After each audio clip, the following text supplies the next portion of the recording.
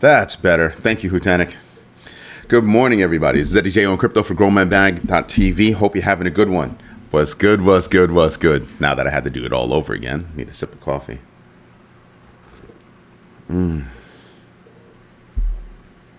Sometimes you have that perfect sip. The first one you saw wasn't perfect. This one is. What would I do without you? Have better jokes told to me. The one you sent me this morning was funny. Just had to say. Talk about tail. Just saying. I know I shouldn't have gone there. It's early in the morning. I'm pokey. Tether invests in Crystal Intelligence to enhance its stablecoin oversight and improve transparency in its operations. What does that mean? Well, Crystal Intelligence is used by various law enforcement agencies around the world. That investment is a big signal. A big signal. Tether might be making big money. Tether might be, not necessarily the best friend to governments around the world. But for law enforcement, it's a massive tool. It's a massive tool to help thwart some of the crimes that are going on. Again, this is one of the reasons why I just ask myself, why is the United States gunning for Tether? And there's only one reason. I mean, the new regime has a stable coin. I'm not going to say its name because I do not support it at all. But it has its own stable coin. That ought to give you a clue. That ought to give you a clue. Everybody's paying attention to the meme coins that they have, but nobody's paying attention to that stable coin. Nobody's paying attention to it, or they're just not talking about it. I'm telling you, something to pay attention to. It really is. Then you've got Cardano Foundation launching Reeve. Reeve is a platform to modernize audit and compliance processes for blockchain projects. Again, Cardano making huge moves. I think the only problem that I have with this announcement is that they don't give a message to the regular public about why this is such a good thing. It's just kind of like, we can do a thing. It's a techie geeky thing. They never translate it. They never translate it. And I'm like, translate that into something that a regular person can understand, and Cardano's marketing will take a huge uptick. Don't believe me? Call me up. Anybody at Cardano, call me up. Let's start working on your marketing plan, because that's not it. They launch Reeve. What the hell is that? We get it. A platform to modernize audit and compliance processes for blockchain projects. Okay, I get it. But what does that mean? What does that mean? Frankly, it's the way for blockchain projects to prove that they're working within certain guidelines, within certain guardrails, thusly making the industry more trustworthy. Doesn't that kind of make more sense? Right? Just saying, helping to bring some guardrails to blockchain development. Ooh, that sounds like a t-shirt almost. Damn, I'm good. Just joking. Just having a really good Wednesday morning. It's my son's a grown man, right? But he's still my baby boy. So any kind of time that I get to have with my son, I enjoy. So dropping him off at the airport, like a 15-minute ride, not bad. Not bad at all. He's going to see his uncle, which is really cool. Then you have Phantom Wallet adding on-chain perpetuals, expanding its DeFi derivatives offerings for traders. Again, another reason why we should be paying attention to DeFi. At some point, I'm hoping somebody will have the time to create a table that demonstrates the similarities and differences between traditional finance and decentralized finance. What, vehicles are available, what vehicles are not available, what's better on what on either side. That to me is going to be very interesting. Like almost beyond interesting. Then you've got Bitcoin coverage gaps expose investors. A survey revealed that gaps in mainstream media coverage of Bitcoin, leaving institutional investors vulnerable to misinformation. Meaning, some people are only watching certain spaces and not getting a more robust view of what's going on within the blockchain world. Do your own research, understand your exits and entries, and absolutely invest deliberately. It's not that hard. It's not that hard, but they are identifying that, hey, even institutions have this problem. I think this show, this community tends to bring news that is robust, looks at things from various sides, and then offers opinions on what there is to be, discussed. It's kind of cool. That's what we're doing. Maybe they should tap into our community, our growing community is what I should say. What else do we have? We've got Trump's demand for Powell's resignation continues. And it's like, dude, his contract isn't up until May of 2026. Can we please cut it out? You can't fire him, and demanding he quit is stupid. The latest ploy is, if he lied to Congress, he should resign. So now you're going to attack his character. You, of all people, are going to attack another person's character. Somebody who could have had a job on Wall Street making probably hundreds of millions, who's instead working for the government, not making that much. And you're going to attack his character. Literally has a job whose key purpose is to do better for the United States. Okay. Alrighty there. Yeah, all right. I don't know. Maybe cut it out. Can't fire him. He's not going to quit. He's already said so. Move on. Move on. Oh, by the way, try to figure out how he's been wrong. Try to figure out how he's been wrong. Economists everywhere. I haven't heard a single economist say that he's done a bad job. Is he perfect? No, not at all. Haven't heard anybody say he's done a bad job. He's managing right now through turmoil and still making it happen for the United States citizens. Hat tip to Mr. Powell, in my humble opinion. Thank you. Right? Thank you. Because I know I sure as hell can't do that job. So thank you. How hard is this, people? How hard is this? Research is highlighting Ethereum's growing importance to traditional finance. They're likening it to treasuries. They're likening Ethereum to treasuries. This is what we were touching on last night. If you didn't watch last night's show, go watch it. It was a pretty good show. But yeah.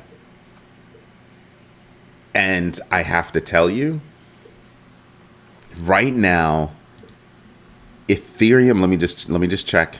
Let me get it right. Ethereum's, yeah, it's still the same as last night. Ethereum's GMB X factor is still 0.87. Okay? Bitcoin's GMB X factor is 0.03. Just saying.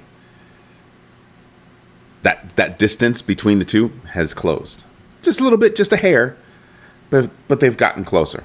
Just saying, just putting that out there. So yeah, if you're looking to make money, I think a good bet is probably Ethereum. Because we don't know, we no longer have that gauge for Bitcoin. Because Bitcoin is only 0.03 GBX factor, right? It's only that far away from its all-time high. Okay? And funny enough, that one of its previous all-time highs happens to be the line of resistance. 109,771. Well, 109, something like that. We'll get to it later. Something like that. So yeah, interesting. Interesting that that's the case. So I'm looking at Ethereum and I'm saying, yeah, we can make some money off of that. Last night, Hutanic said that he moved from PaxG over to Ethereum and Link. Yeah, and we can get into those numbers later. Then we've got Ripple CEO Brad Garlinghouse emphasizing that the takeover of Swift's customers by major banks is loud and clear. It's loud and clear, and he's not wrong. All of these banks that want to move their settlements to blockchain technology, no matter what platform, what blockchain they move to, is a major signal that they're done with Swift. Swift had better move faster with Chainlink and figure out a longer term solution. Swift, what? You got a decade left? It's going to be the law of diminishing returns for Swift going forward. It really is. Really, really is. We also have Ripple's Brad Garlinghouse is about to go in front of the Senate. And they're saying he's preparing a bombshell. So I'll be listening for that during the hearings. That's going to be big. I think that's going to be big. Something else that's big. New Zealand has said, we're done with ATMs. We're done with Bitcoin ATMs. And they're trying to cap the amount of Bitcoin, technically amount of crypto that can be transferred. Why? Nefarious activities. That's why. So yeah, there's a lot.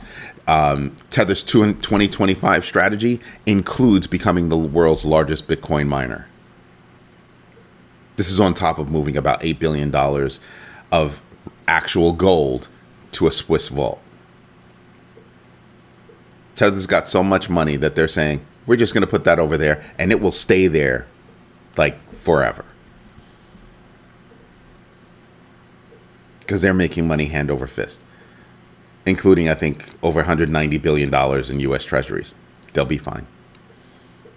Right? Paolo Arduino includes expanding Bitcoin mining operations to strengthen reserves.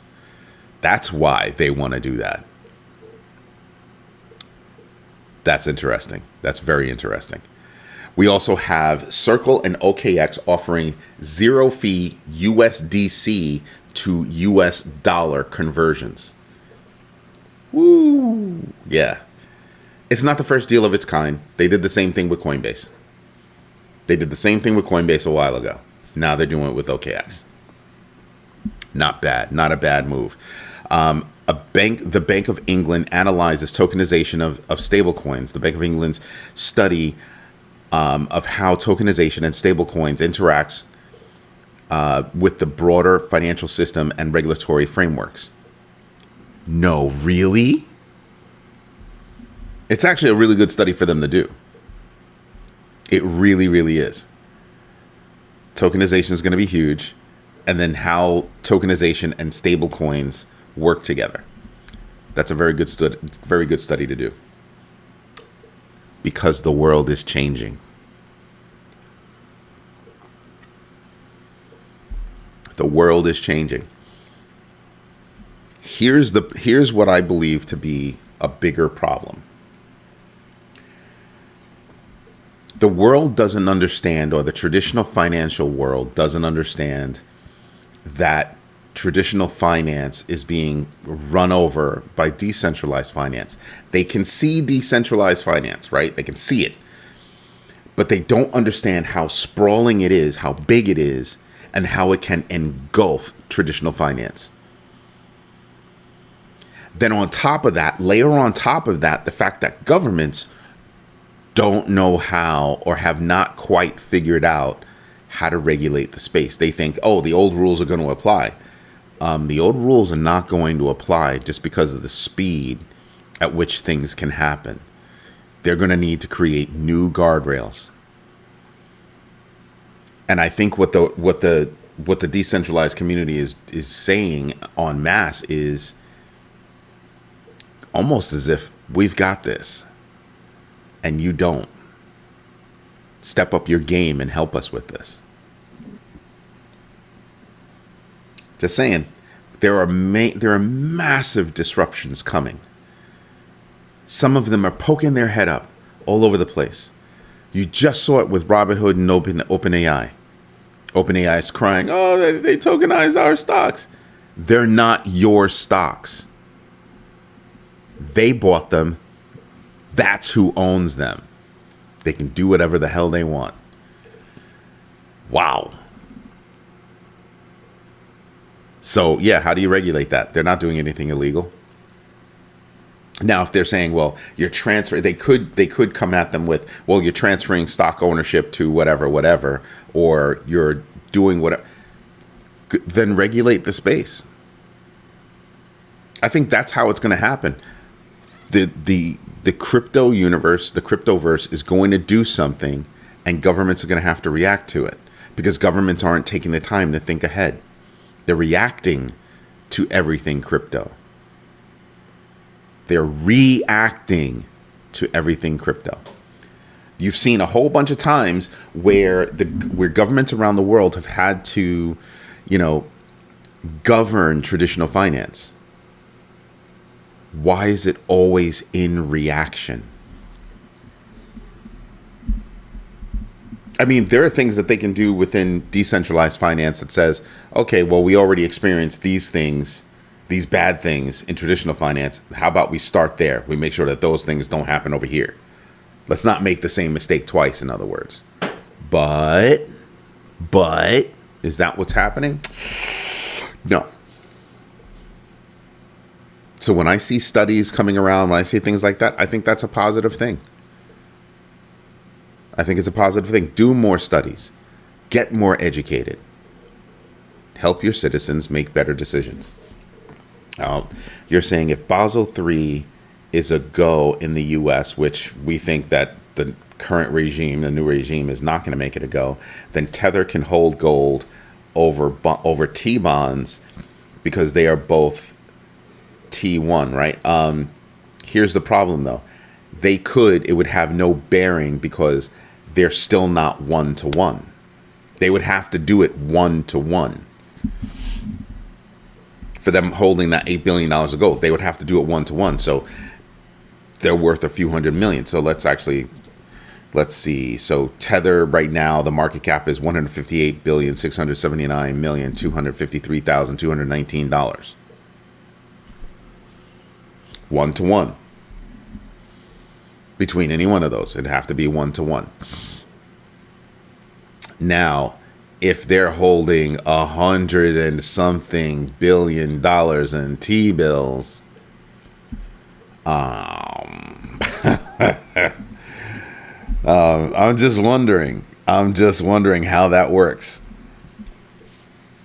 Because if they're holding what they're supposed to be holding right now in T-bills, I think there are so many twists and turns in the Genius Act and in the Stable Act from the House that you can tell they just had their guns out for Tether.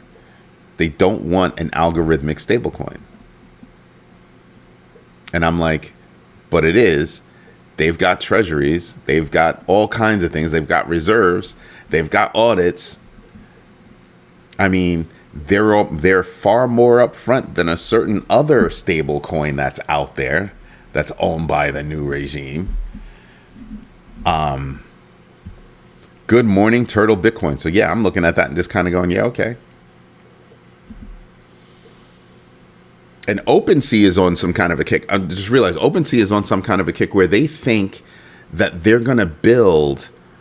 They have a collaboration with Rally, and they want to build a mobile on-chain app that's like the Everything app. Doesn't everybody want to build the Everything app? Wasn't Muskrat building the Everything app? How's that working out? I'm not trying to be funny. They had gone a long way to get licensing across the United States. So an Everything app could be there. I thought that was something else that Jack Dorsey was working on, but he seems to like get involved with projects and then leave projects. I don't know what the heck that guy is about. So not sure, but imagine. I don't think anybody's going to have I think there are lots of apps out there that can do a lot of different things. But that doesn't mean that it will become the app. A good app, but not the app. I don't think there's the app that will ever be built. It's just me. But you know what we should do? That's right. We should get into the numbers. So let me work on this. Let me move this out of the way. The Dow seems to be up by 76. S&P futures is up by 9.75. NASDAQ futures up by 34. Oil up by 0.21. And the US 10-year down by 0.008. So almost no move. That's actually not bad. But today's a big day. Why is it a big day? You get the FOMC minutes. You get the FOMC meeting minutes from May. That's going to be a very big deal. And you get some wholesale inventories. That's going to be interesting. It'll be very interesting. Fear and greed index was at 65. It's all the way up to 66 today. Again, people are paying attention to the negative commentary coming from the new regime about, Chairman Powell. They're paying attention to basically no tariff deals. Created the tariff talk to manipulate the market and to draw attention from everything else that was going on. And now you've got to finish it. And I think they're still trying to figure out a way to get out of this whole tariff problem that they set up. It's honestly what I'm thinking.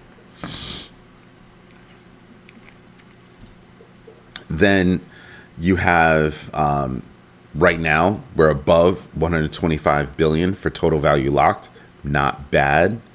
I like being above 125. I really want to be far above 150, but 125 is a good platform to be on. Bitcoin, again, right here, you can see how, going straight across, you can see how one of our previous all-time highs, 109,337, it's a resistance level. It's a resistance level, but we've been bouncing along that resistance level for a while. I think we could be due for a blast up. I'm contemplating moving money at a slight loss, right? And dispersing it among specific coins because I think they're all about to explode. That's what I'm looking at right now. So that's a decision I'll probably make today. Look at that. Everything is in green. XLM, I love XLM, SUI, BNB, Sol, if you're into that kind of thing. Just a few days ago, we were looking at Solana at 146. It's at 153 right now. Pardon me? Just saying. There are places where you could have made money. XRP was at 218. Again, you can see where you could have been making money. Link is at 14. A few weeks ago, we were at 12. We're at 14 right now. Aave's up, Uni's up, Doge is up, SHIB is up, Pepe's up, Polkadot is up. Polygon is up. Bonk is down big though, which is interesting. Ton is up, Sui's up. HBAR is big. Why? Because they got included inside of Grayscale. That's a huge deal. Even Hype is up. I haven't touched Hype, but a lot of people have. Hype is up. ETH, BCH, BNB, BTC. I can sit here and rattle off a whole bunch that I like, and I normally come over here. There are two charts that I pay attention to. This one, this table, and the distance between, like I said, do you see the distance between Ethereum and Bitcoin? It is closed a little bit. Why? Because Ethereum has gone up a little bit more than Bitcoin has. Pay attention, 2616. That's a big difference. We were at 2,400 just a few days ago. Just saying, pay attention. Look at that. Within 7 days, 6.7%. Help a brother out. And we're still down for the year, so there's plenty of upside for Ethereum. And you go down the list and you just keep paying attention. What I do is I look at the GMB crypto tracker and I start to go, okay, what's that percentage change that we're looking for, right? I have that 5% rule. Bonk is down 5.77% with a GMB X factor of 1.70. To me, Bonk is one of the meme coins that I think is going to take off. So do I think it's going to make that GMB X factor of 1.70? I do. But remember that number, 1.70. Come over here to the winners, and let's just make sure that we're still looking at the high numbers. There you go. And the winners come all the way down. Wow, that's a lot. So you're looking at, let's see, who's first. Kronos is up, not sure why, but up 15.56%. They've got a GMB X factor of 9.21. Do I think they're going to make it? I don't think so. But even if they make it partially, say they make it halfway, again, you're looking at about 4.6 GMB X factor if they just make it halfway to their all-time high. Just saying. Polygon is up 10%. GMB X factor of 13.17. I'm just saying. Do I think they're going to make that 13.17? No. Do I think they can get there at least halfway? Yes. Imagine. Imagine. That's over a 6.5 GMB X factor. Just saying. Let's see who else is paying attention to. Radium is up 8.86% with a GMB X factor of 6.07. Radium has a strong chance. Radium does have a strong chance. Curve Dow, not something I have my money in, but they're up 7.747% with a GMB X factor of 27.15. Do I think they'll make it? No. No. Do I think they have upside potential? Yeah. Dependable? Do I think it's risky? I think it's risky. I have more faith in Floki making its GMB X factor of 2.78. They're up right now 7.731. Just saying. I can see it. 1 inch has been moving a lot lately. Right now, they're up 7.43 with a GMB X factor of 40.97. Are they going to make that? Hell no. Hell no. But can you make money off of it? I think so. I could go do some research on 1 inch to see if that's really going to do something. Plus, I love horses. So I'd be paying attention to that. I mean, I know it's a unicorn, but still, I love horses, unicorns, just saying. Pith Network is up 5.95%, GMB X factor of 10.8. Pith has been moving. Can it move more? Should it be doing better? I think so. So I'd be keeping my eye on Pith. Aave is up 5.84% with a GMB X factor of 1.22. Do I think they'll make it? Yes, not without a doubt. Stellar's up 5.82 with a GMB X factor of 2.26. Do I think they'll make it? Yes, with a GMB X factor of 2.26. So from right here, 2.26 up. I'm just saying, I could be happy with that. Hedera is up. Just told you why. HBAR is in bed with Grayscale. Or Grayscale has added them to one of their lists. That's a big deal, up 5.28%. GMB X factor 2.43. I think they're going to blow through it. I think they will blow through it. Uniswap is up 5.24. GMB X factor 4.70. I think Uniswap is going to blow through it. You don't have DeFi without Uniswap. I'm just putting it out there solidly for you. Straight up. Sand is up basically 5.05% with a GMB X factor of 31.79. They're never going to make that. However, I will say gaming is staging a comeback. Now, I do have my 5% rule, but I am paying attention to Arweave, Chainlink, Near, and even Algorand. I am. Those are on my radars.